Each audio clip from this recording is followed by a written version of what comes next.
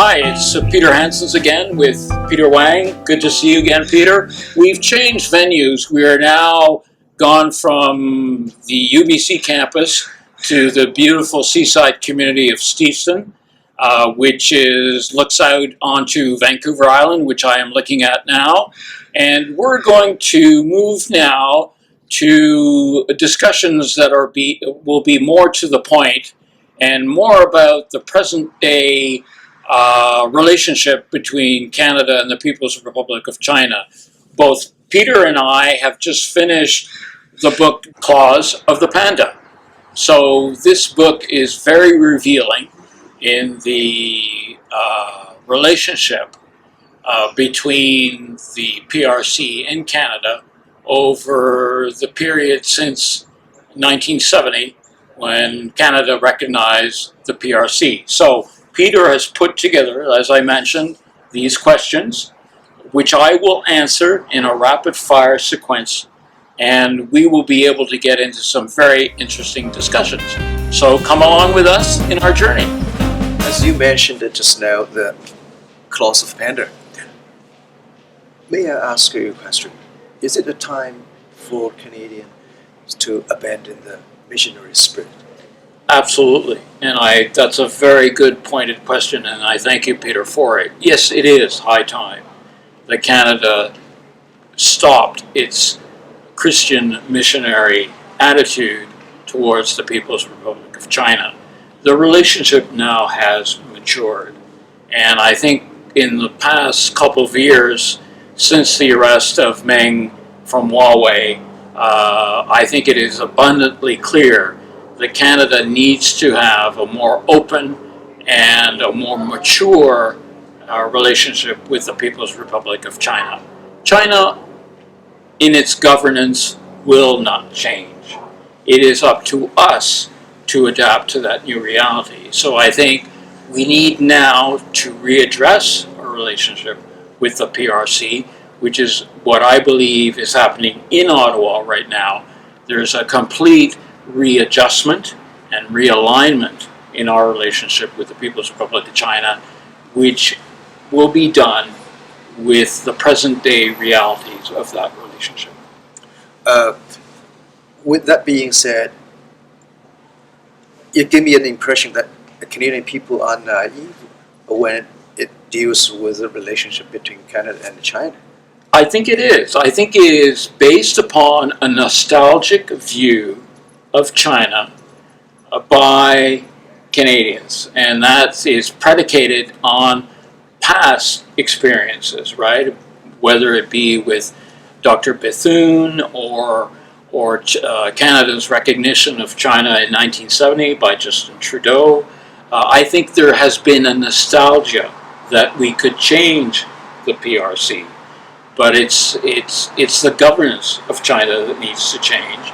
And that is going to be a very hard task to do. So I agree with you fully that now that we have a gun to our head, the change is coming in a rapid-fire motion. I feel a little bit sorry to hear that the gun put on the head of Canadian. Yes, in the sense that it is a very descriptive analogy, because I think that's what it is. It is the attitude has predicated to a gun pointed to your head, in the sense that now we need to be proactive, and now the relationship needs to change and be more realistic. It needs to be a relationship that is not only fair and transparent, but reciprocal. And we're seeing with the governance structure in the PRC, which is a totalitarian state, it is not complementary, and therefore that's where the work lies. I'm a little bit surprised to hear that you're using the word proactive, because in the old days, I don't think Canadian federal government even take a reasonable reactive. Just look at Justin Trudeau. What his feedback after a Chinese government like custom to former Canadian diplomats? Yes, I think it's I think you have to understand that Canada is a predominantly Christian country, and Protestant, Baptist, Pentecostal, Catholic, etc. And it is ingrained in the attitude and mentality of Canadians to do good, Yeah. right? To do good. Benefit of the doubt, honor system. And I think that is predicated also from our parliamentary democracy, the governance model that we inherited from the United Kingdom, right? Because we are, in actual fact, a constitutional monarchy. You know, we have democratic parliamentary values. So it is difficult to escape from that. And I'm first generation Canadian, but I'm also a Christian. I'm Protestant, and I do have this do unto others as you would want them to do unto you. And the fact that we in this country want to give people the benefit of the doubt. You are innocent until proven guilty, and that is entrenched not only in our governance model, but in our courts, right? Where you're innocent until proven guilty, you get a lawyer, you have an appeal process. So that is all predicated on the values of Christian values and the values of a parliamentary democracy. So it is very difficult to sometimes see something that we do not necessarily want to see, because we are of the opinion that we do give people the benefit of the doubt. Yeah, we introduce the clause of Panda to our audience. If you want, look into this, the question between China and Canada. You may take a look at the book. Yeah. Do you notice that the second COVID-19, the second wave is hitting us globally, actually? Absolutely. In Europe, in the States, and Absolutely. even in Canada. Absolutely, Peter. Yeah. In the first wave, Canada suffer most is in the eastern part. But I'm surprised to see the second wave, we are facing the same page, even in Alberta, British Columbia. People talking everywhere find confirmed cases. Yeah, I think it's very concerning, and I think we've talked about this in the past, where there are now calls for a full international inquiry into the origins of COVID-19. But unfortunately, I think you'll agree with me, is that with the governance model in the PRC, I don't think that China will be a willing partner to an international inquiry unless the inquiry is either headed by the WHO, the World Health Organization, or if China has a say as to how this inquiry will be structured. Do you agree? Ironically, that WHO officials recently said the so-called independence investigation group, every member will get pre-approval by the Communist government of China.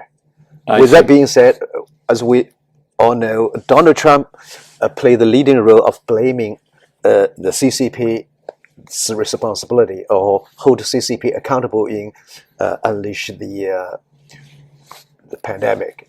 Yeah, I think he mentioned that it was the China virus or the Wuhan virus. Yeah. But like you mentioned, there will, if China wants its cake and eat it too, meaning that China wants to basically structure the inquiry, then the inquiry will be compromised, because we will know that the outcomes will be beneficial to the PRC, in the sense that they will try to negate or water down any criticism, and will make sure that the WHO falls into line, and they will have complete control of the inquiry, which does not make any sense. That's counterintuitive.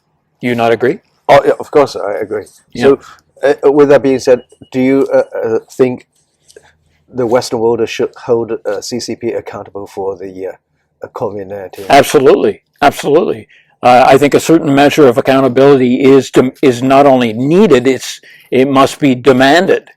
And if China, there has to be conditions to this inquiry. It has to be contracted out to a third party. It must be it must be judicial in its pretext. They must bring in judicial oversight that is not bounded by any interjection or interference by the PRC, and it must be neutral, and it must be transparent, and it must be open. For that inquiry to have weight or substance, we need to have an investigative team to go into the PRC, interview, open the books, and do a forensic analysis, like a forensic audit, a forensic accounting of all the players and everything that went on in the PRC. But I think you'll agree with me that given the governance of the PRC, that is a pipe dream. Would you not agree? Given the essence of that regime, right?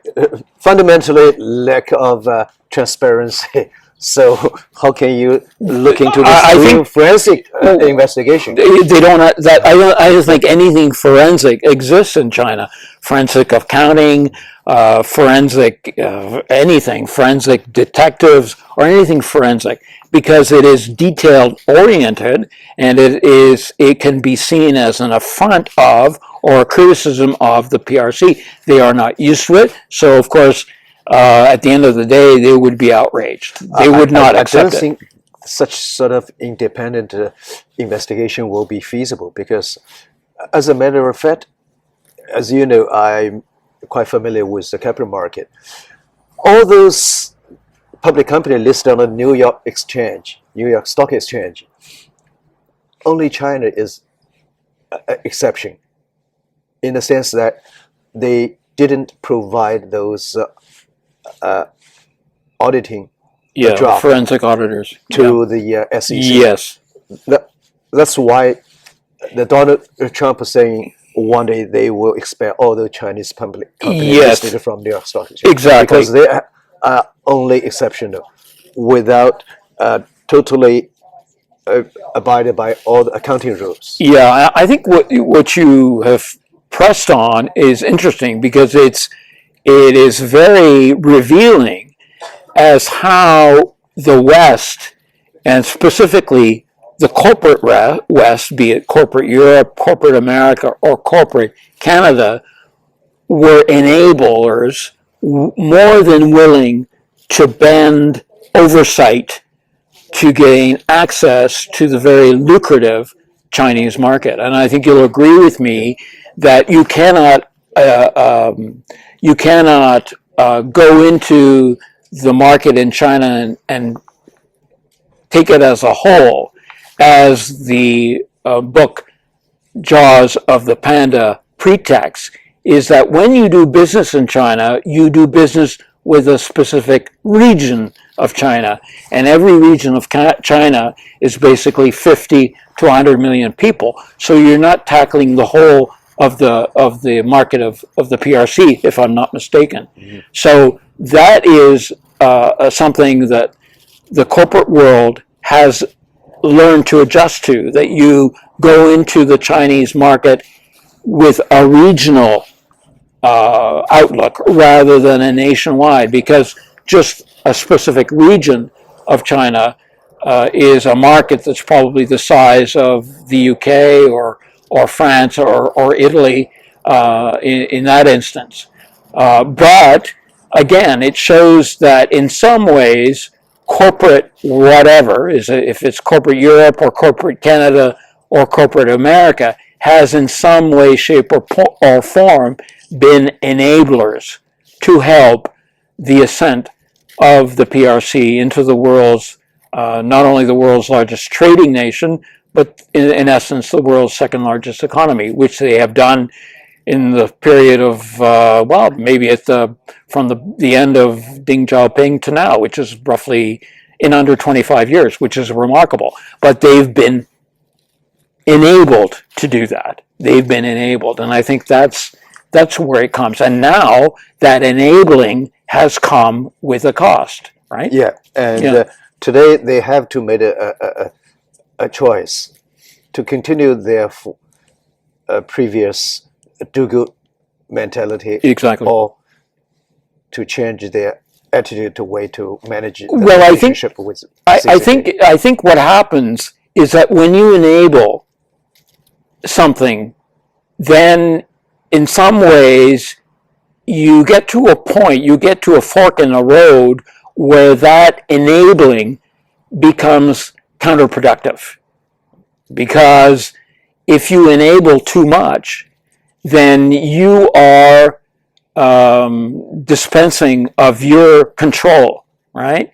The control becomes more the enabler, the receiving end of this enabling is the one that's being fortified, reinforced, and becomes more powerful. So that at one point, the person that you're enabling, in essence, turns around and starts to control where the enabling is coming from. That's exactly the case between the Western world and China. Exactly. China It is now become a big enough for you to handle in the traditional way. Exactly. So my question is, Peter, can you do your personal forecasting how Western world can hold accountable in the sense of like Chinese doing some compensation for the loss and or the other way around? Yeah, well, I think that's going to be very difficult to do because the governance model in the PRC is predicated on. It's not predicated on the rule of law. It is predicated on a one party system. So the courts, the judicial, is subjugant or is responsible to the power players, and so the judicial in the PRC is accountable to the Communist Party. So they basically are driving the bus, right? And the judicial and everybody else are passengers on the bus. The bus is China, but who's driving the bus is the Communist Party, and everybody else is the passenger, whether it's the legislature, the judicial, the culprit, and even now, as you know, with the administration of President Xi Jinping, since he is what I would term as a Stalinist Maoist, in the true sense. Oh yeah, he's a Stalinist. He's up there, and so nothing is a given. We get to a point now that we cannot trust, and it's about time that. But again, that comes from Marco Pompeo said. Yeah. Distrust and a check. Exactly. Yeah. And I mean, even though I'm not a big fan of Donald Trump for obvious reasons, but Secretary of State Pompeo is doing exactly what needs to be done. And he is right now putting together a consensus of like-minded democracies as a alliance to push back on an exceedingly assertive and aggressive China. And that consensus will include Japan, India, the United States, and Australia, right? It's because they are all in a position to do that. But it has to be a consensus, right? To mitigate whatever assertion and aggressive behavior that the PRC is doing presently. I wish Canada sooner or later will join that team. Well, good point, Peter. Just to end, is that right now we're in the midst of the Pac Rim, which is a yearly annual Pacific Rim war games or war maneuvers or however you want to describe it. that is going on in the Pacific right now, which includes a Canadian frigate. I believe it's the HMS Winnipeg out of Esquimalt, our Pacific Fleet out of Esquimalt near Victoria. So they do this on a yearly basis, an annual basis, and it includes Japan, Australia, United States, of course, and I think they've brought in on an invitation basis, India. most probably India, and they are now getting interest from Vietnam and Indonesia. So again, I mean, it's high time, and I think now China will push back, of course, because they don't like to be held to account. That's it in a nutshell. Yeah. Let's see. The seeking accountability of the COVID-19 will end where? I wish that the future war can be avoided. Well, yeah. Well, cool heads need to prevail. I think. Well, I mean, I think there probably is a lot of internal fighting right now. You would probably be more in a position to know about this than I would, but I'm quite sure that there is quite a bit of internal fighting within the high ranks of the CCP between the hawks, the moderates, and the ones who don't who don't like what's going on, but are not in a capacity to criticize. So I think we may be in for some surprises within the next year or 18 months, and I think it'll be a sudden change where I can see President Xi Jinping being ousted from power and somebody coming in to replace him, because I think the pressures, the internal and external pressures, are too great, and I think he's gone too far. That will be a good news to everybody. I think so.